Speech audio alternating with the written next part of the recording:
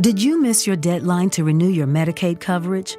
You can still send your completed annual review form to Healthy Connections Medicaid. You may be assigned to another health plan, but you can ask to come back to First Choice within 60 days of renewed Medicaid eligibility. It's your family. It's your choice. First Choice is the right choice. Renew and choose us. Visit selecthealthofsc.com/renew to learn more.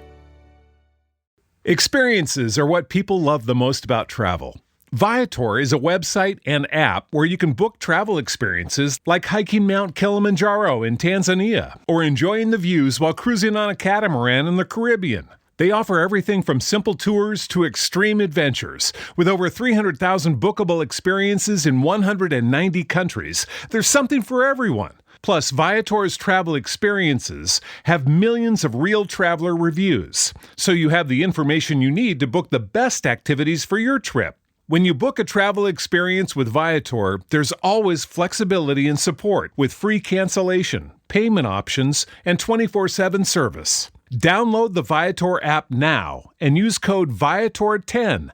That's Viator 10 for 10% off your first booking in the app. One app, over 300,000 travel experiences you'll remember. Do more with Viator.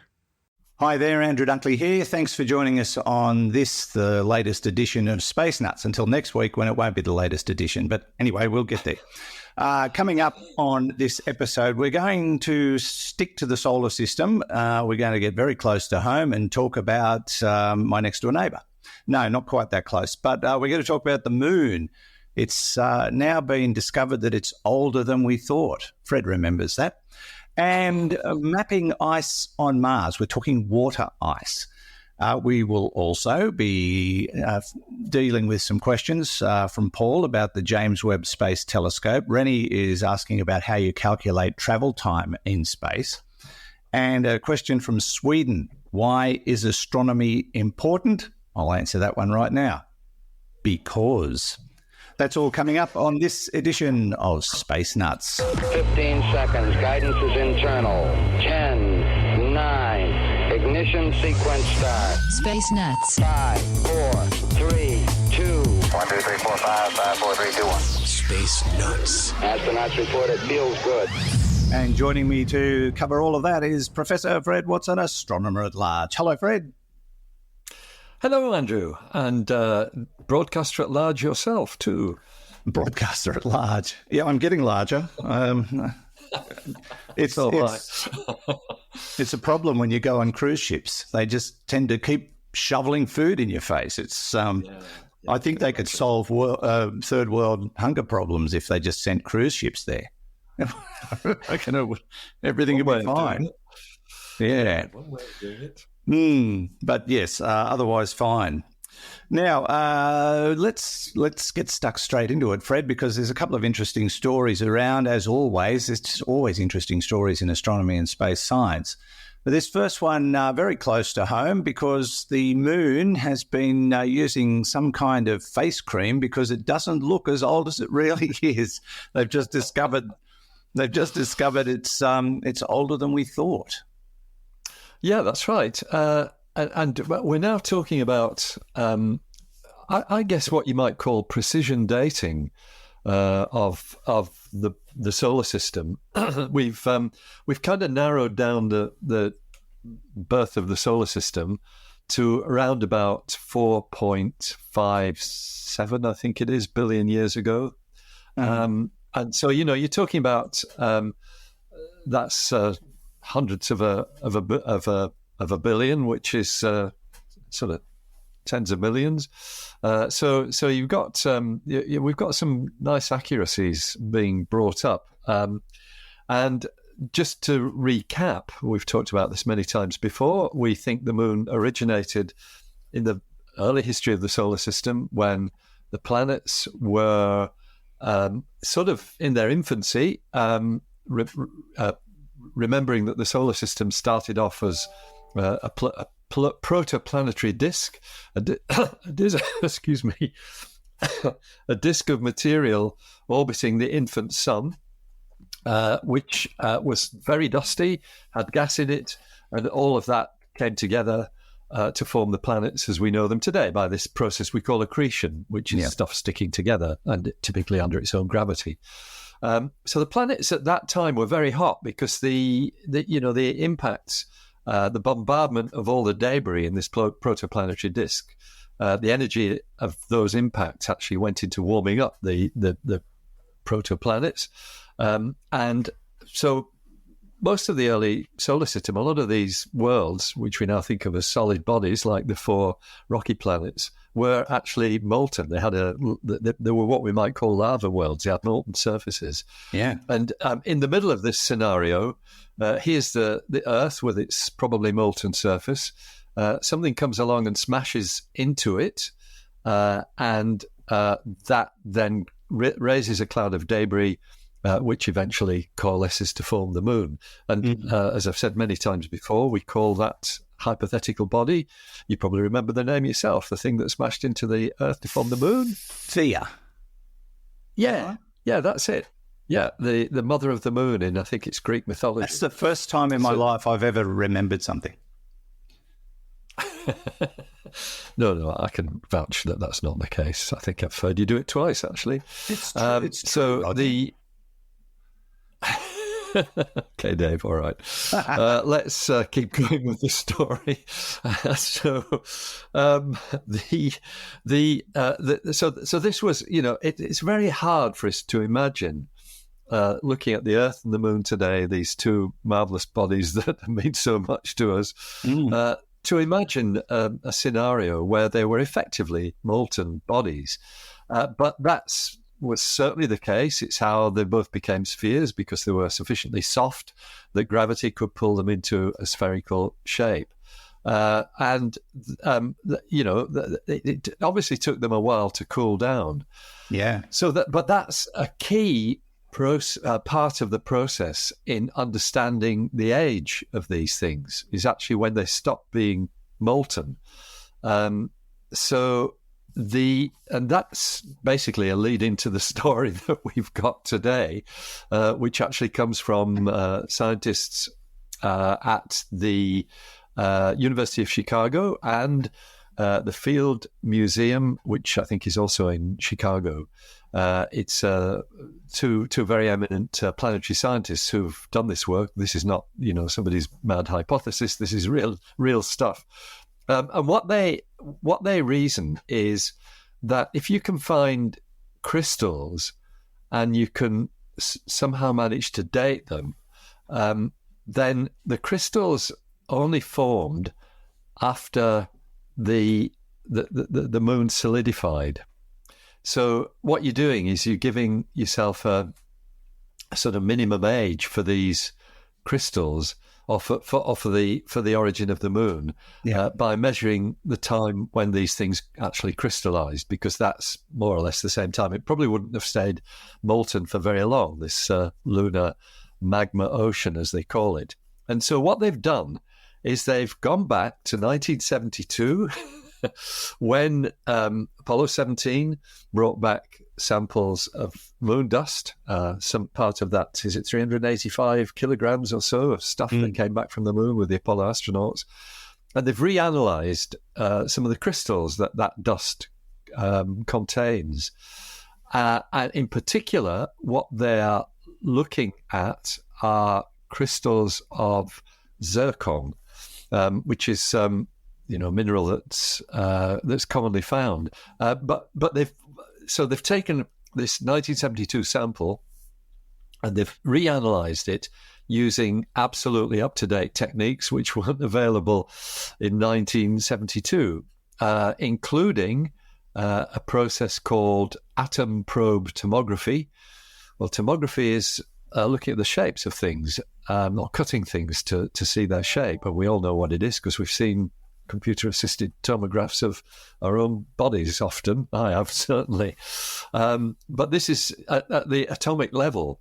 And then they can combine that with something called radiometric dating. And what they're doing is actually looking at the atoms themselves inside these zircon crystals and measuring another property, Andrew, that's really important in this is the level of radioactive decay. That's how the old carbon-14 dating works. Yeah. Because you're looking at how much of one isotope of carbon there is compared with another, and you know that one turns into another over time. And if you can measure the relative amounts, then you know when that was laid down. That's only operable for organic material like wood and bodies and things of that sort.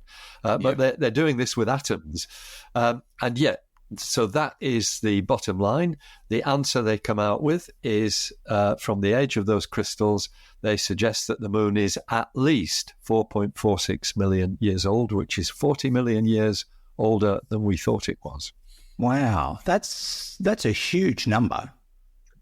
It is, yeah. And when you compare it with 4.57 billion years for the age of the solar system, it means that it was very, very early on in the history of the solar system that the moon was formed. The moon is a truly ancient body. It's something, it's nearly as ancient as me.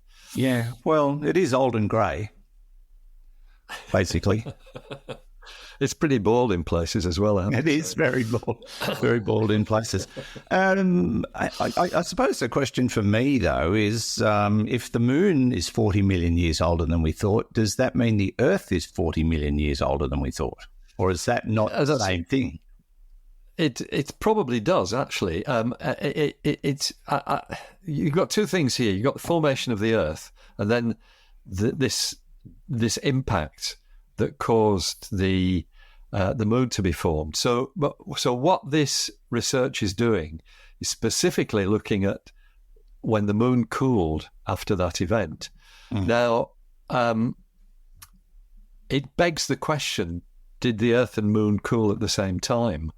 And actually, we think the moon cooled earlier than the Earth did because we believe... left the fridge open.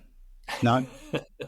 Yeah, that's right. Actually, that's a bad thing to do under any circumstances. But so one of the reasons why we believe the moon cooled earlier than the Earth is the fact that the moon has these extraordinary differences between the near side and the far side.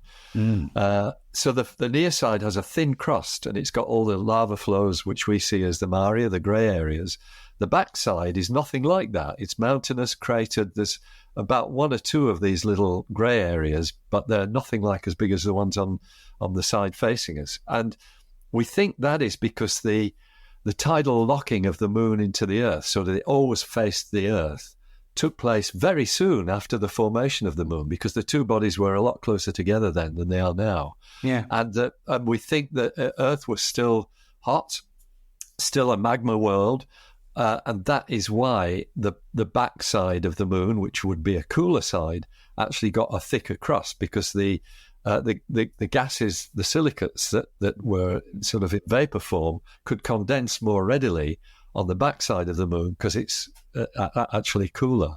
And so what the suggestion is that those zircon crystals may well have formed earlier than similar things on the Earth, because the Earth was still molten at that time. So I don't think, having said the opposite of this at the beginning of this answer, I don't think you can necessarily draw any conclusions about the age of the Earth from what we're seeing on the moon. I suspect our understanding of the age of the Earth is still much the same, 4.57 billion years. If you want to be really technical about it, everything's the same age, because it all sort of came into existence at the exact same moment at the flash of the Big Bang. Well, that's certainly true. Yes, that's true. If you're going back to the deep past, but we're not doing that in this instance. We're going back to the shallow past, just the age of the solar system, a mere 4.57 billion years. The comprehensible past. Well, yes, that's right. In many ways, I think we understand the way the solar system originated a lot better than we understand the Big Bang. Yeah, absolutely. Here's just a question that popped into my mind. When Theia hit the molten Earth and caused the moon to spit out, why didn't it get reabsorbed? into the Earth? So that's a great question. So the basically it's the energy of Theia, the impact energy, the kinetic energy. Theia was half the size of the Earth. It's a Mars-sized object. So that is one enormous cloud.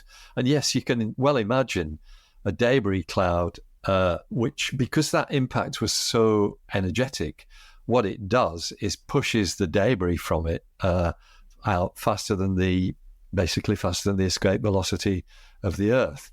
And so some of that stuff would indeed have gone off into space and become interstellar dust. But enough of it was put into orbit around the Earth that then there was time for that to gravitationally coalesce by the same accretion process that formed the Earth, but at a later stage to form the Moon. So it's a great question. Yeah, and it's all about the energy. That impact's become crucial in the development of life on Earth, because if that hadn't happened, this would be a completely different planet, would it not? It would, yeah, that's right. For a start, it wouldn't have a moon unless we'd captured another one.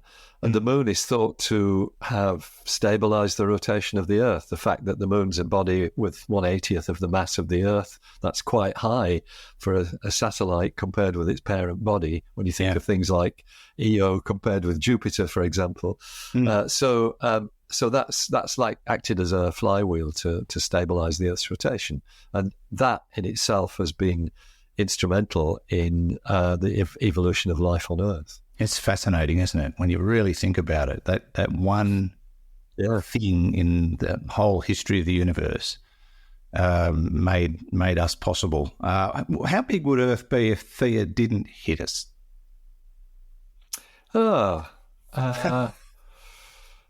Yeah, it would be slightly bigger, 12,500 kilometers, like it is now, or 13,000 kilometers. Yeah, possibly. I mean, you're right to kind of highlight that, because it goes to the heart of one of the problems that has faced this theory of Theia over the years, that you expect the moon to be made mostly of rock from Theia, but it's not. It's made mostly of rock from Earth.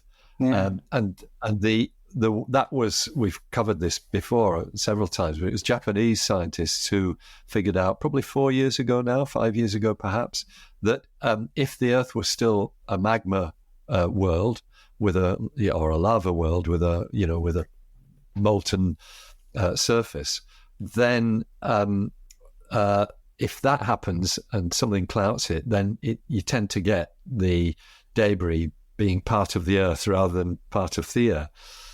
So it begs the question: how big would the Earth have been if it hadn't had this hit? I don't know the answer to that. You've got two. Tested it. Oh yeah, absolutely, yeah. It's just that I don't know everything. That's all. Pretty close. But you've got two conflicting things here. You've got the fact that a body has come along, hit the Earth, and in some ways combined its material with the Earth. But then you've got the negative side that some of that stuff's gone off to form the moon. So I think the Earth, let's see, you can't do a calculation because you don't know how much of that debris would have gone off into space as well. Yeah, it's not a simple checks and balances thing just because of the energy involved. And so the answer is I don't know. What happened to Theia? Is it just part of us? It all got mixed up? Or did it deflect? It's a lot of the debris. If you look at the simulation, I think I've got it on my computer somewhere, the simulation that these scientists produced for their theory, a lot of the Theia material disappears off into outer space. Oh, wow. There's a movie that you can watch, and they've color-coded it with material from Theia and material from the moon. I'll have another look at it and see if I can deduce anything from that. No, it's intriguing. It just prompts so many questions. I mean, obviously, because I've just been asking them all, but I'm sure it'll prompt some audience questions, because whenever we talk about these things, people just start formulating different thoughts, and some of them are amazing questions. So we'll see if anything comes out of that. But that's a really interesting story about the moon being older than we first thought, and you can read all about it in cosmosmagazine.com. This is Space Nuts. Andrew Dunkley here with Professor Fred Watson. Let's take a short break from the show to tell you about our sponsor, NordVPN. Right now, believe it or not, I am on holiday with my family on the Gold Coast in Queensland, Australia. And we're staying at a place which is like a family resort, I suppose. Lots of things to see and do here, really geared for families and children.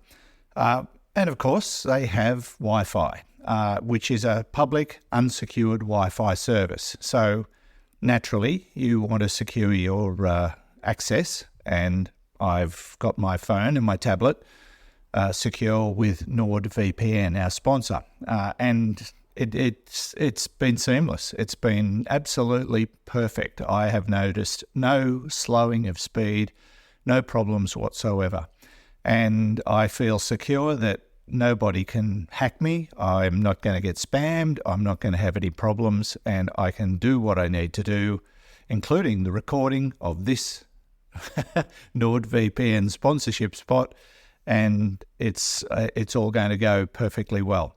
And it feels good. It feels good to be able to use a public Wi-Fi system that hundreds of people are using at the same time, and know that no unscrupulous thing is going to happen.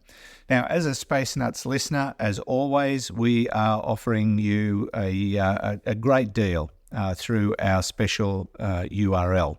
nordvpn.com/spacenuts. That's nordvpn.com/spacenuts will get you to the page where they've got a really good Black Friday deal going on at the moment. You can save big on NordVPN and get 4 extra months. And don't forget, there's a 30-day money-back guarantee. So a Black Friday deal for NordVPN. Once you go in, you can click on the button that says Get NordVPN, which I'll do right now because I've got it all set up through my own NordVPN service. And they have the 2-year plan, the 1-year plan, the monthly plan, depending on which way you want to go. The longer you go, the cheaper it gets month by month. And it is a really great deal. You get all the bells and whistles. You can get the whole lot in one fell swoop, which will cost you a lot less than if you bought it month by month. Secure high-speed VPN, malware protection, tracker and ad blocker, cross-platform password manager, which I found extremely useful these last few days while I've been away. The data breach scanner, the 1 terabyte of cloud storage, and the next generation file encryption. But have a look and see what suits you, and pick the plan that you want. You won't be disappointed. It is so very, very useful and seamless, absolutely seamless, as you can witness through the fact that I'm doing this on a resort Wi-Fi service through NordVPN. So, click on the link. Just go to nordvpn.com/spacenuts, nordvpn.com/spacenuts, and click on Get NordVPN and go from there. You won't be disappointed. Now, back to the show. Okay, we checked all 4 systems and skiing with a go. Space Nuts. Now we move a little way further out than the moon to a planet that no one ever talks about called Mars. Well, it's your favourite planet. It is. That's why I thought we'd cover it again. I think it's a very nice story with a very nice acronym, SWIM. That's SWIM, which stands for what? The Subsurface Water Ice Mapping Project. Oh, that's a good one. It is because it's SWIM. It's where? It's SWIM, really. It's SWIM, yeah. Maybe SWIM's better, but they call it SWIM. And you can swim in water, and water is what they're looking for, but it's ice. Straight up, I'm going to ask you to dispel a myth or otherwise, but I always, growing up, was led to believe that the ice on the moon was all carbon dioxide ice. Not so by the sound of it. Sorry, the ice on Mars.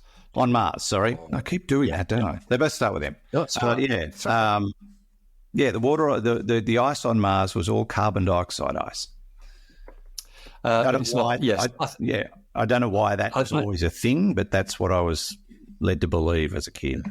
I think you're right, and I think I would have said the same thing. I mean, I was a kid about 100 years before you were, but carbon dioxide ice, and it's certainly true that some of it is, because we know that a lot of the frost that we see around the poles of Mars is carbon dioxide, because that's where the temperature gets low enough for carbon dioxide to freeze out, which, if I remember rightly, is around about 90, I think, minus 90 Celsius, 90, 85, 90, something like that. Can't remember the details.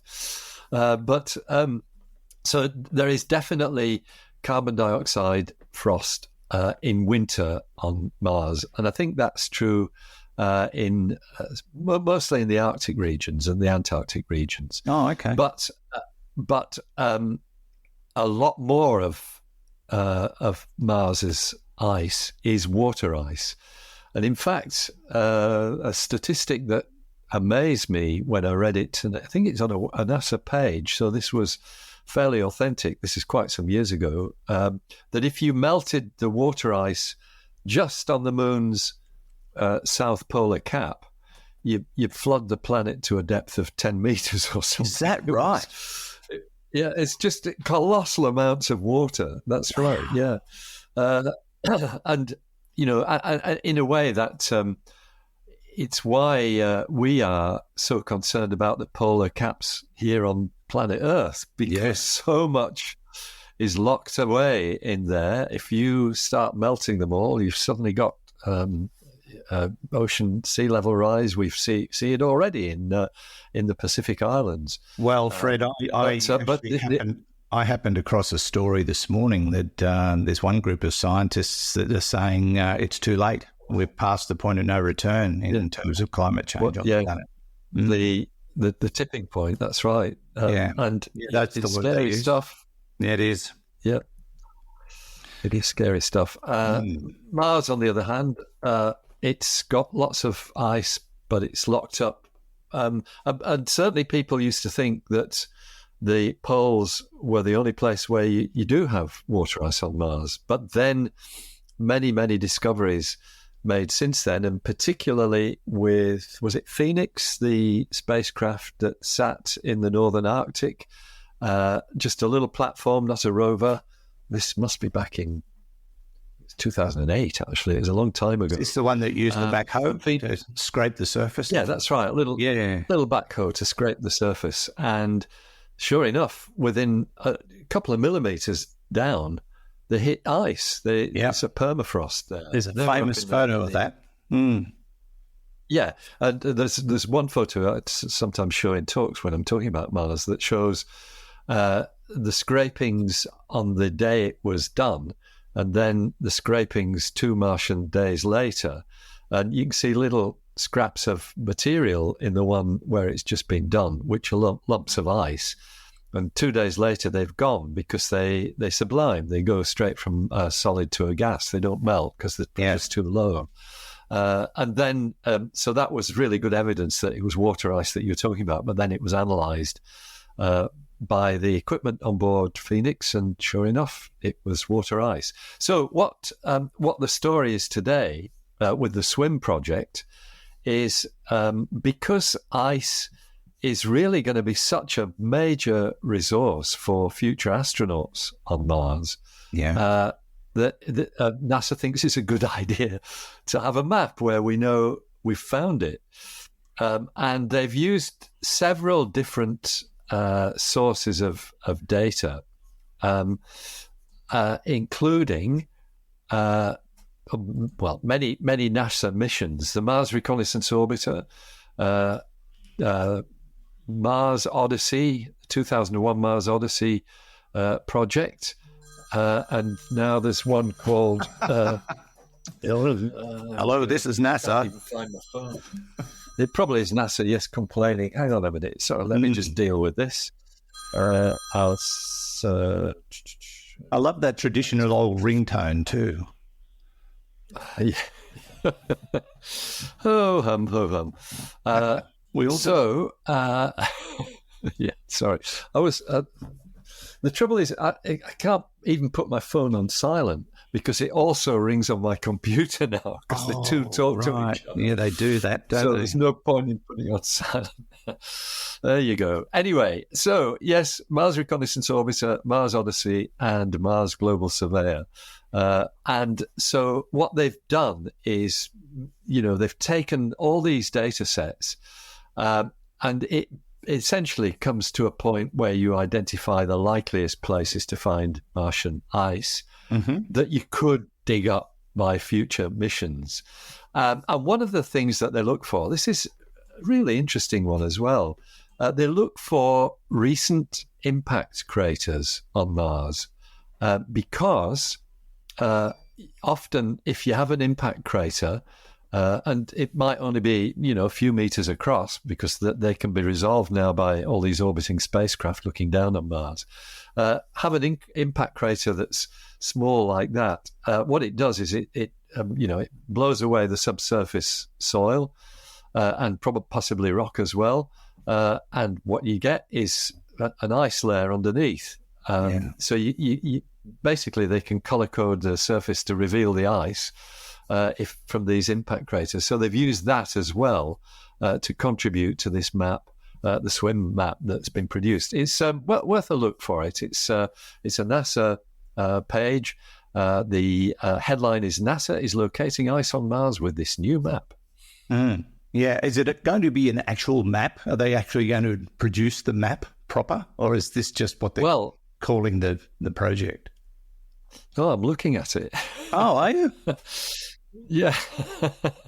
So, this is, it's a work in progress, obviously, because it's a mapping project. Oh, yeah. Yes, if you go to that website, Yeah, see, there's several versions of it. I'm not like other people. I don't look at the pictures. I just go straight to the text. So I can... Of course... Of course you would do that, right? As a radio broadcaster, you can't talk about things that people can't see, but we're doing it on Space Nuts. So. Okay, but really interesting, little points where they've picked out these ice revealing craters. And so it's a work in progress. It's obviously going to continue. Very nice project. SWIM. Yeah. I love the name of that. That's very clever. Yeah. I'll give them an A+ for that one, given how astronomers and space scientists tend to name things rather poorly. But that's a very good one. All right, yes, as Fred said, if you want to chase that one up and learn more about the search for water ice on Mars, nasa.gov is the website, and you should be able to track that one down pretty easily through a Google search or anything like that. This is Space Nuts. Andrew Dunkley here with Professor Fred Watson. Did you miss your deadline to renew your Medicaid coverage? You can still send your completed annual review form to Healthy Connections Medicaid. You may be assigned to another health plan, but you can ask to come back to First Choice within 60 days of renewed Medicaid eligibility. It's your family. It's your choice. First Choice is the right choice. Renew and choose us. Visit selecthealthofsc.com/renew to learn more. Experiences are what people love the most about travel. That's why they love Viator. They have over 300,000 bookable experiences and something for everyone. Plus, their travel experiences have millions of real traveler reviews, so you have the information you need to book the best activities for your trip. Download the Viator app now and use code Viator10 for 10% off your first booking in the app. One app, over 300,000 travel experiences you'll remember. Do more with Viator. Wells Fargo presents one of the surest ways to grow your money. A Wells Fargo CD account, where you can earn a 5.00% annual percentage yield on an 11-month term with a minimum opening deposit of $5,000. Visit a Wells Fargo branch or wellsfargo.com/CD rates to open a CD account and start growing your savings with us. Wells Fargo Bank, N.A., member FDIC. 3, 2, 1. Space Nuts. Okay, Fred, you want to tackle some questions? Why not? And I want to also just do a little recap of one of the stories we covered in a question a couple of weeks ago, I think. Oh, okay. Yeah. What was Do you want to do that first? Yeah, go for it. Well, you might remember Peter, a.k.a. Toddy, asked a question about how the universe would look if there was no dark matter. Dark matter, yeah. And I've kind of waffled about it and said, I wonder if it would mean that because there's no kind of dark matter scaffolding in the universe to act as a gravitational sort of center for the hydrogen, if you wouldn't form galaxies. I wondered if it would not be possible to form galaxies.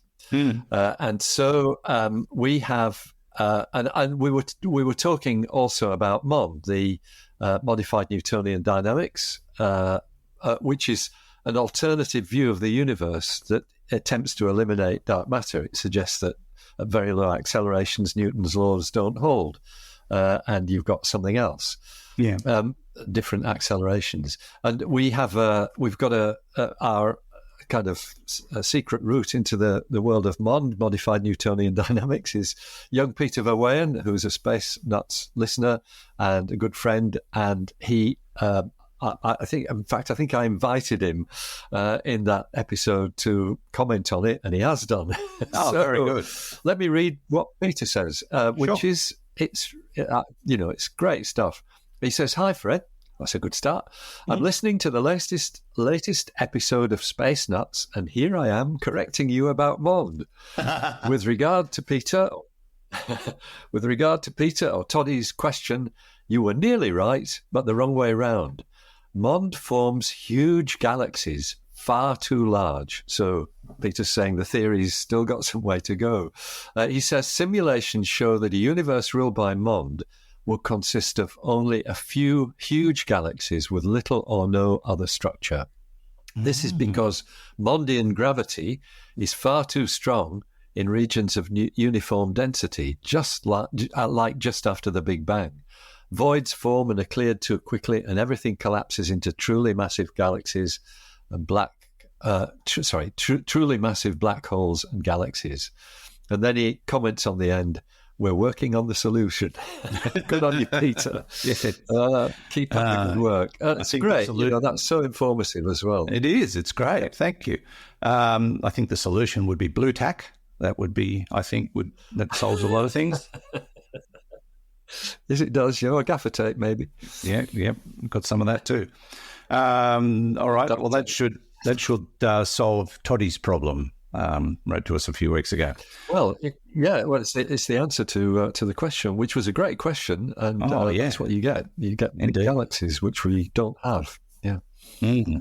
All right. Let's move on to a question now from Paul. Hi, Andrew and Fred. It's Paul here from Brisbane. My question is about how is the James Webb Space Telescope able to see galaxies that were 300 million years after the Big Bang? If we all started at a singularity, how could those galaxies have been more than 300 million light years from us, even if they were expanding away from us at the speed of light? And if they were only 300 million light years away, why have those photons not passed us long ago, even allowing for the expansion of the universe since then? It just seems like those photons have been travelling for a very long time, which must have meant that at the time that they were emitted, the galaxies would have had to have been further away than they appear to have been able to be, to me. Thanks for the show. Love your work. Bye. Thank you, Paul. We get this question fairly regularly. It is one that is prompted by head-scratching moments. Hang on, how can they see that? How can they see something ancient when those photons are long gone? But it's not really that simple, is it? No, that's right. And you're absolutely right, Andrew. We do get this question a lot. And Paul, I understand your frustration with not being able to, to get your head around it, because it's not that an easier problem. And of course, what you've just said, talking about galaxies 300 million years after the Big Bang, applies even more dramatically to the Big Bang itself, which we can still see. And that was, 13.8 billion years ago, we could still see the wall of radiation that was, basically the light of the Big Bang itself. It's now microwave radiation because of the expansion of the universe, but it's still there. So what I always advise people is to sort of forget about the idea that you're looking from the outside and seeing photons going past the Earth, because that's really not the way we look at this. The only way we can look at what we see is from our own vantage point, in other words, planet Earth. And the bottom line is, as we look out into space, we're looking further back in time. That's how all of astronomy, at least on these large scales, works. And irrespective of the expansion of the universe, which has certainly gone on, it's expanded, I think, about 1,300 times its size since the Big Bang, actually since the period of inflation, when it expanded a lot faster than that. So all we're doing is looking further and further back in time and seeing photons that are still coming to us from these ancient objects. That's the way it works. And you're always going to be able to see that. To do that with everything in the universe, galaxies that are only 300 billion years after the Big Bang, you'll see those. They're in a sense in the foreground. They're actually nearer to us than the furthest thing we can see, which is the cosmic microwave background radiation, the flash of the Big Bang itself. And the light from that is still coming to us. And I think it's probably 2 or 3 episodes ago, in answer to a question from Rusty of Donnybrook, I gave that analogy about why we can still see the flash of the Big Bang. It's the cheering analogy, where you've got an audience of fans cheering a band and everybody suddenly falls silent at the same instant, but you can still hear the cheering coming from people around you. And it's the same with the flash of the Big Bang.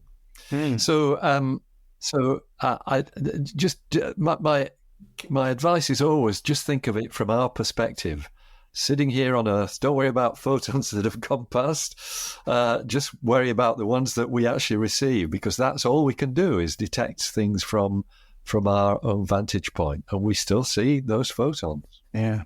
I suppose to simplify it down to Andrew Dunkley level, is it basically a case of anything that's emitting light, even despite its age, is capable of being detected? Would that be a fair point? Yeah, I think that's the bottom line. As long as it's within within what we call the observable universe. Yeah, and the observable universe is what we can see basically out to the flash of the Big Bang. We can't see, the universe goes on beyond that, but we can't see beyond that, because our look back time is back to 380,000 years after the Big Bang itself. Okay, so that's just put another question in my head. How is it that we can't see? How is it that the flash of the Big Bang is not at the edge of the universe? It's at the edge of what we can observe. Yeah, but if there's more universe beyond that, how is that possible? Yeah, because that flash of the Big Bang, that horizon, is in a sense an illusion. In fact, the best analogy is to where you were sitting on your cruise ship a fortnight ago or a week ago. I don't know whether you were out of sight of land, but if you were, all you could see would be a horizon around you beyond which you can't see. But the fact that you can't see it doesn't stop there being an ocean beyond that's hidden from your view. And that's the way the universe is. So the horizon, your horizon on your ship, is an illusion relating to your particular position. It's not the whole universe or the whole world. If you go somewhere else, you see the same thing, but it's it's a different vantage point. So the horizon's different. I get it. Very good. All right. Thank you, Paul. Let's move on to our next question from Rennie. Hi. This is Rennie Traub from West Hills, California. Always appreciate your shows. My question today is, when you calculate how long it would take to get to a destination like the moon or a different galaxy at close to the speed of light, do you take into consideration the expansion rate of the universe in that calculation? I'll be listening. Thank you. Thanks, Rennie. That's a good question. I suppose it depends how far you're going, but even if you're traveling to the moon, do you have to calculate that sort of stuff in? You certainly need to calculate relativistic factors in. You're not moving near to the speed of light, even in an Apollo spacecraft. Your speed's about 11 kilometers per second. So you've got to do things like relativistic time dilation and stuff of that sort, and the gravitational time dilation as well, which is kind of, both of those are on the scale of astronauts going to the moon are small, but they would have been taken into account in the navigation calculations. However, the expansion of the universe over scales like the 380,000 kilometers to the moon is totally negligible. So you don't start seeing any impact of that until you get to galaxies which are perhaps tens of millions of light years away.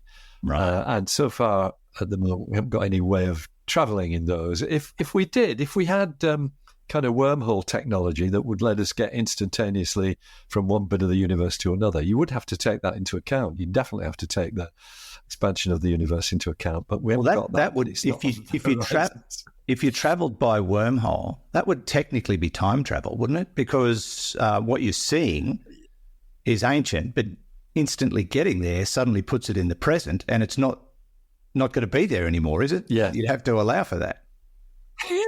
Yes, that's right. How do you work that one out? I don't know. Oh, it's gone. It was here yesterday. Yeah, that's it. Yes. Well, that's right. Yes, absolutely. Yeah. Mm. Yeah. Yeah, it's a tricky one. That one. Yeah, that look good. No, because we've had questions in the past from people saying, look, if you could travel through time, would you have to allow for the landing point on Earth to be in a different place because you're going there at a different time and a totally different era or whatever? It's not going to be where you left from, whether you're going forwards or backwards. It's going to be completely. Whoops. Yeah, that's Geordie, our dog's spotted. He said, God, it really annoys me when he does that. It's usually, it's usually a cockatoo or something that's landed on the... He's in another room as well. He shrieks away. I've got to give him a good talking to about that. Yeah. He's only 6 months old, so I think it's something to do with that. Well, that's all right. So the answer to Rennie's question... Lost your train of thought. No, not really. But the simple answer to Rennie's question is yes.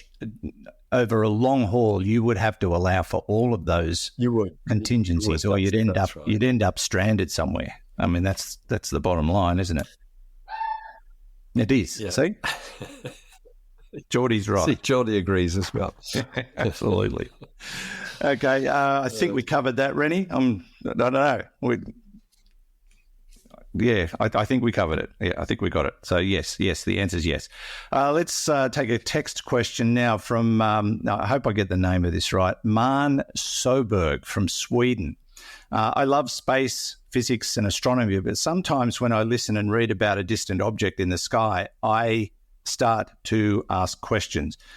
And this is an old chestnut that we've been asked many times. Why is it important to know about objects that are a quadrillion miles away? How does this benefit me? I believe that this question is something scientists and astronomers around the world encounter every day, especially when trying to get funding. Why is it important, and how can this move humanity forward? Why should more people care about what happens outside our little blue dot? Bottom line, why is astronomy important? Thank you, Man. That is a great question, not an uncommon one, as you say. That's right. So And it is. And of course, astronomers need to know the answer to that question because they are, seeking funding. And in fact, let me just put it this way. One of the reasons why I got into science outreach, and this is now 50 years ago, when I started working at the Royal Greenwich Observatory, and realised that I was being paid from the public purse to do stuff that was not immediately beneficial to humans.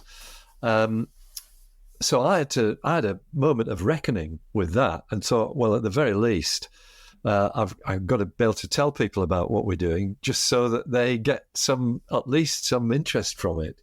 But of course, the answer is much more than that. I do remember a colleague of mine at the Royal Observatory in Edinburgh. I won't mention his name. And somebody said, "So, what use is astronomy?" And he said, "Oh, astronomy is the end product of civilization." Oh. And I thought, well, that's a bit arrogant. That's big. But I think what he was saying was, if you have a society that's kind of sufficiently evolved that it doesn't need to worry about the three main things, which are survival, eating and drinking, managing to sustain yourself and managing to reproduce. That's the kind of basic bottom lines of what life is about. Yeah. And in some places in the world, and we're reminded of that at the moment, that they're actually at that level. But for going beyond that, you might ask, well, what's the use of music, or what is the use of theatre? And astronomy sort of falls almost into those categories, but with some rather more significant aspects, because it is investment in astronomy in the past, and sometimes in the quite distant past, that allows our world to be like it is today. And the lives that we have are very much a product of some of the technologies that have actually arisen because of astronomy. And I'm thinking specifically, you hold up, remember that mobile phone that rang and interrupted us a few minutes ago? Yeah. There are three technologies in there which exactly like that, which basically the fact that they are there is what allows us to use them, and it comes from astronomy. So Wi-Fi was developed by radio astronomers to work out where the signals were going. The sensor, the image sensor in your phone, started its life in astronomical research. There was military stuff went into that as well, but astronomers actually pioneered the use of detectors to record images electronically at a very sensitive level. And the third one, which goes back 108 years, is that right, to 1915, general relativity allows GPS to work. I was going to say Einstein's great theory.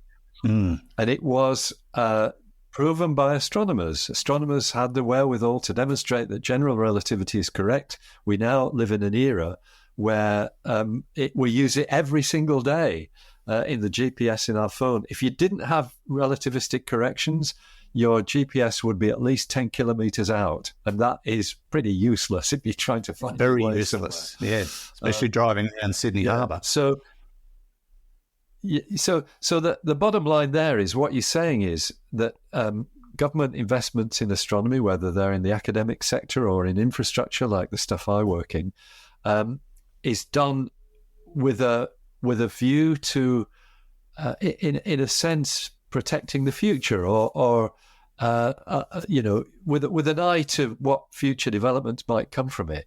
Now, we don't know what future developments might come from knowing, for example, that fast radio bursts in objects 8 billion years ago are being received today. But the physical processes that are going on in those fast radio bursts, astronomy stretches physics to its absolute limits because the energies that are involved are usually far more than we could create in a particle accelerator on Earth. So it lets us understand the physical world in ways that we have no idea how that might impact on humans. We might have time travel one day, or space, or travel that at the moment is by means that we simply have never thought of, and a lot of that comes from astronomy. So that's one reason, and it's just the curiosity to see things that may impact one day on how we live our lives. Another is inspiration. It does inspire people into science. It's a great way of attracting kids into science. And it's one of the flagships of STEM education. If you can get 8-year-olds interested in black holes, and then keep that interest up, then you've suddenly got somebody with a scientific mind and who can basically see the benefits of how science works. All of that education, inspiration.